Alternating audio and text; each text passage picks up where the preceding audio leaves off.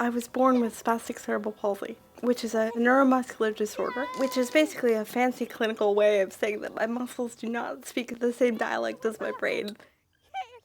The list of things that I cannot do is long.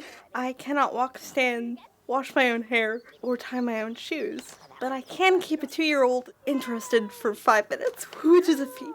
Preach a homily, celebrate the Eucharist, train my service dog, and apparently function in full-time parish ministry. Hey Kathleen, can I ask you a question?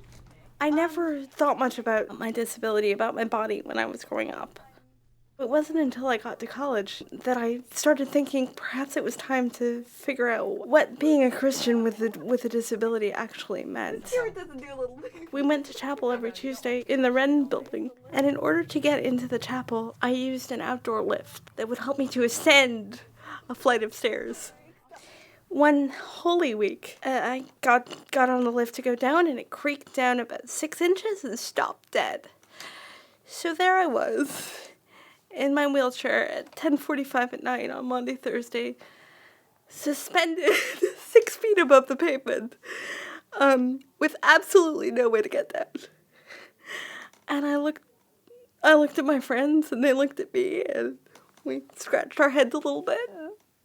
And finally somebody said, well, we'll just have to leave the chair and lift you.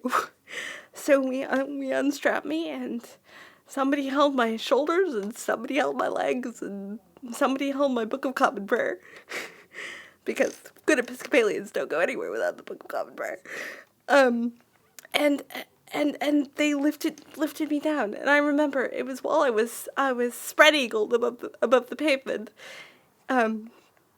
In the dark of the night before Good Friday, and I thought, we need theology for this, for what we're doing, and then I thought, well, actually, we already have theology for this.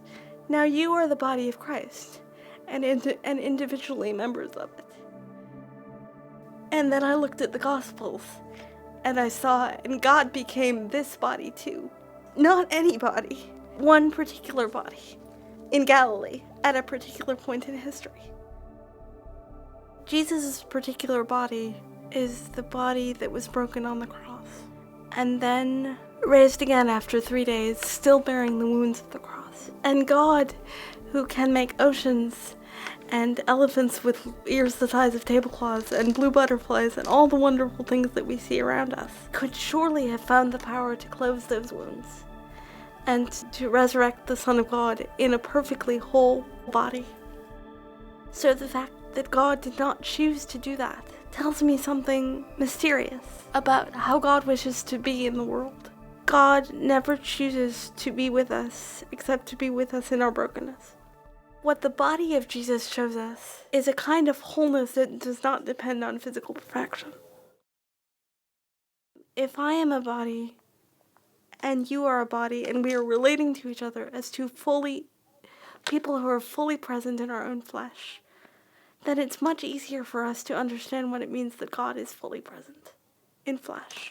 And it's easier for us to behave as if we worship, as we do, a God who had the scandalous courage to come to us in flesh. Welcome. My ministry is not graceful in the customary sense. I drop everything I pick up. Girl, that's my baby. When I was learning to celebrate at the table, I had to be very careful not to drop the body and blood of Christ. And I had to figure out that that there was a kind of beauty in my broken body, offering the broken body of Christ to my congregation. We give thanks to you, O God, for the goodness and love which you have made known to us in creation, in the calling of Israel to be your people, in your word spoken to the prophets.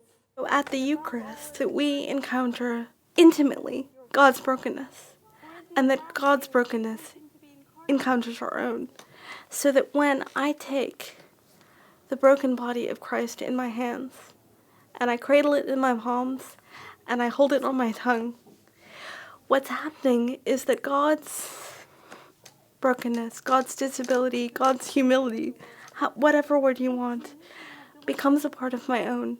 It's not only my brokenness that gets transformed at the Eucharist, but yours and the guy kneeling next to me, and the old lady in the third pew who's been in church since she was 3, and all of us together then are shaped into the body of Christ. And when he had given thanks, he broke it and gave it to his disciples and said, "Take, eat, this is my body, which is given for you. Do this in remembrance of me." This is Christ saying, I have come to you, I have given you myself.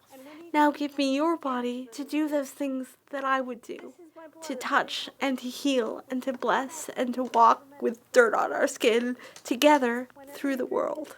Do this in remembrance of me. I remember when I was 17, you know how 17-year-olds get, and I opened up a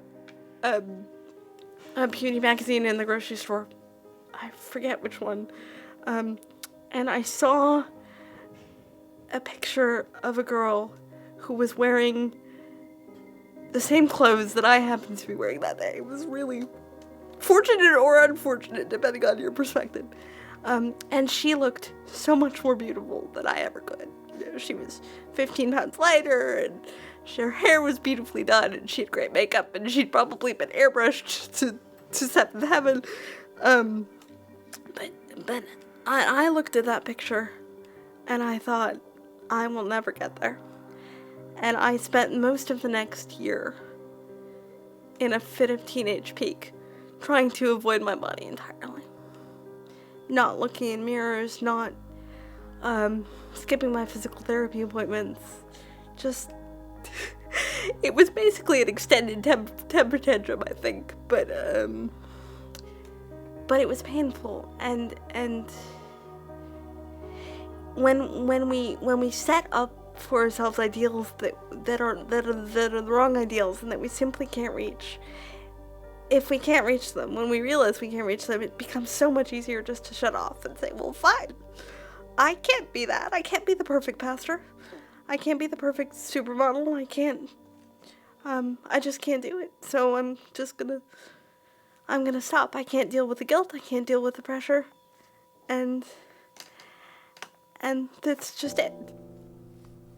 As a culture, we've fallen into the trap of allowing imperfections to be deeply stigmatizing. We believe that imperfections can only diminish us. That if we are diabetic, or if we have cancer, or if we are overweight, or if we have cerebral palsy, we are somehow less than we should be. We keep shortchanging ourselves. We keep aiming for a perfection which is one-sided, one-dimensional, glossy, and attractive, but false. When I preside at the Eucharist and I look out at my congregation, what I'm seeing are broken people who, in their brokenness